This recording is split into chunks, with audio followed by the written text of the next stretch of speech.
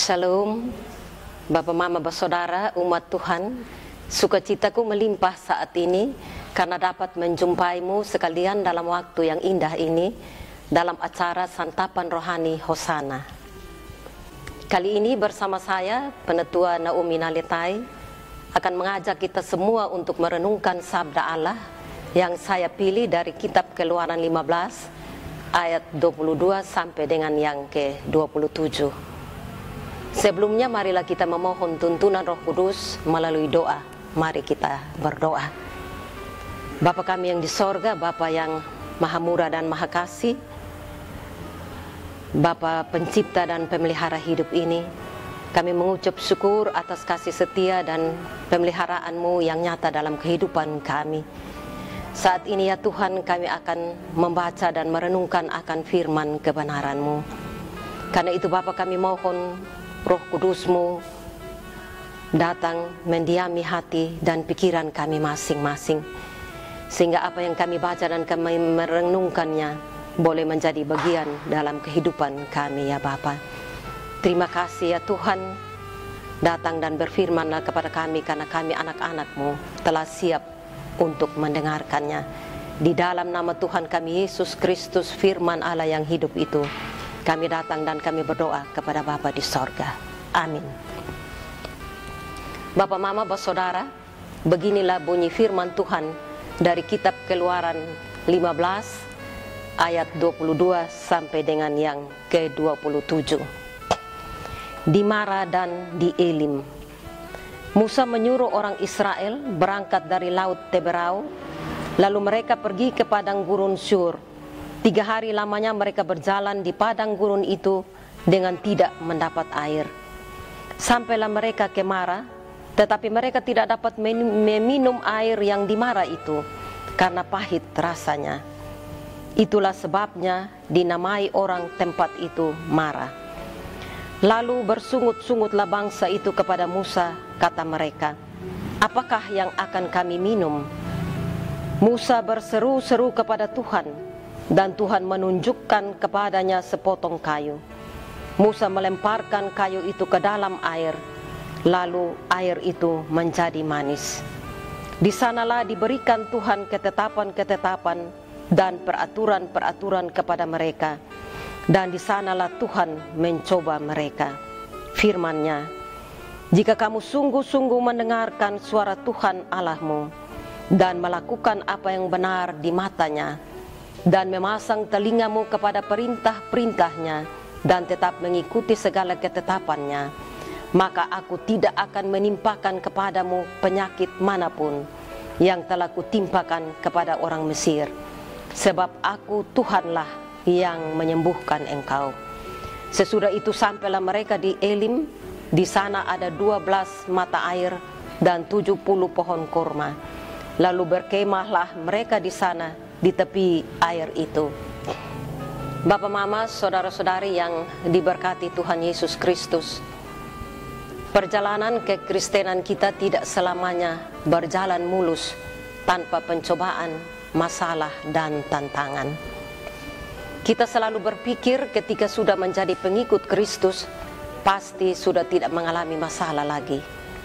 Ada kalanya kita harus melewati jalan yang penuh dengan kerikil, berbatu terjal, curam, dan berliku. Pengalaman hidup yang manis dan pahit pun silih berganti dan harus kita rasakan. Pengalaman inilah yang dialami oleh bangsa Israel, walaupun mereka adalah bangsa pilihan Allah. Dalam pembacaan kita ayat 22b sampai dengan yang ke-23a, mereka sudah berjalan selama 3 hari dan tidak mendapatkan air untuk minum. Ketika mereka sampai di Mara, mereka mendapatkan air yang rasanya pahit. Kita bisa bayangkan bagaimana rasanya selama 3 hari tidak minum air, dan ketika menemukan air rasanya pahit. Tentu rasa marah, jengkel, dan kecewa, dan kata-kata kotor akan keluar dari mulut kita. Kita bisa bayangkan rasa pahit itu, rasa yang sungguh tidak enak dan nyaman di mulut. Kekasih-kekasih Tuhan, ini adalah suatu gambaran dari kesukaran dan masa-masa sulit yang kita alami. Berbeda dengan rasa manis seperti gula dan madu yang menggambarkan suatu kehidupan yang menyenangkan dan indah. Kekasih Tuhan, bagaimana sikap hati kita saat dihadapkan pada situasi yang pahit ini? Tetapkah kita bisa mengucap syukur atau berlaku seperti bangsa Israel yang bersungut-sungut dan bertanya kepada Musa, apakah yang akan kami minum? Melupakan kebaikan Tuhan yang telah menolong mereka ketika mereka keluar dari Mesir. Bersungut-sungut adalah tanda ketidakpercayaan mereka kepada Tuhan. Kita lihat sikap Musa, dia tidak terpengaruh dengan kelakuan mereka. Musa datang kepada Tuhan untuk memohon jalan keluar. Dan dalam ayat ke-25, Musa berseru-seru kepada Tuhan. Dan Tuhan menunjukkan kepadanya sepotong kayu. Musa melemparkan kayu itu ke dalam air, lalu air itu menjadi manis. Oleh pertolongan Tuhan, air yang pahit berubah menjadi manis, dan mereka mulai menikmatinya. Kekasih-kekasih Tuhan, betapa banyak dari kita pun yang tidak sabar menantikan pertolongan Tuhan. Kita tidak tahan dan gampang putus asa. Sebagai orang percaya, tidak seharusnya kita bersikap demikian. Mari kita belajar dari Musa yang bertindak dengan tenang dan benar, dan tetap menjaga hati saat masalah datang. Musa tidak menyalahkan Tuhan atau lari dari masalah, tapi ia datang berseru kepada Tuhan dengan sepenuh hati, karena ia percaya bahwa Tuhan sanggup melakukan perbuatan-perbuatan yang dasar dan ajaib. Musa pun percaya bahwa tidak sulit bagi Tuhan untuk mengubah air yang pahit menjadi manis. Kekasih-kekasih Tuhan, separah apapun masalah yang kita hadapi, terlebih dalam kita menghadapi virus corona yang menakutkan bagi seluruh dunia ini, kita diajak untuk jangan takut dan khawatir, dan kita tetap tenang dan percaya dan berharap kepada Tuhan seperti yang dilakukan oleh Musa. Tetaplah bertahan dan bersabar menantikan pertolongan Tuhan, karena ia akan membuat segala sesuatu indah pada waktunya. Dan milikilah keyakinan seperti Rasul Paulus katakan, segala perkara dapat kutanggung di dalam Dia yang memberi kekuatan kepadaku. Ketika Musa percaya kepada Tuhan, apa yang disediakan Tuhan jauh melebihi apa yang terpikirkan oleh manusia. Di Elim Tuhan menyediakan 12 mata air dan 70 pohon kurma. Berkat Tuhan sungguh luar biasa bagi setiap orang yang percaya kepadanya. Asal kita percaya kepadanya, tidak ada perkara yang mustahil.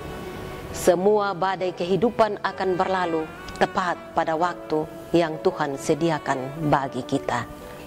Marilah kita menggantungkan seluruh permasalahan dan persoalan hidup kita hanya pada Tuhan saja, karena Ia sanggup menolong kita dengan caranya yang ajaib dan luar biasa. Tuhan Yesus memberkati kita semua. Amin.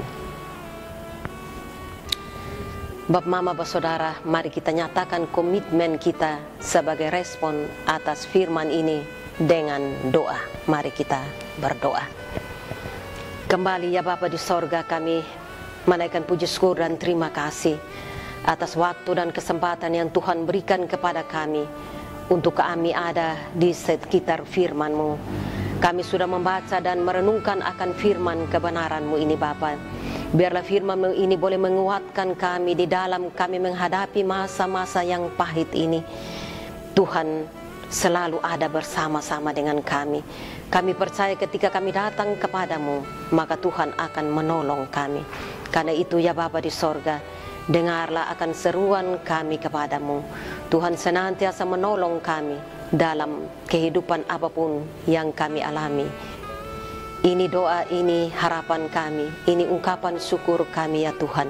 Di dalam nama Tuhan Yesus, Tuhan dan Juru Selamat kami berdoa kepada Bapa di sorga. Amin.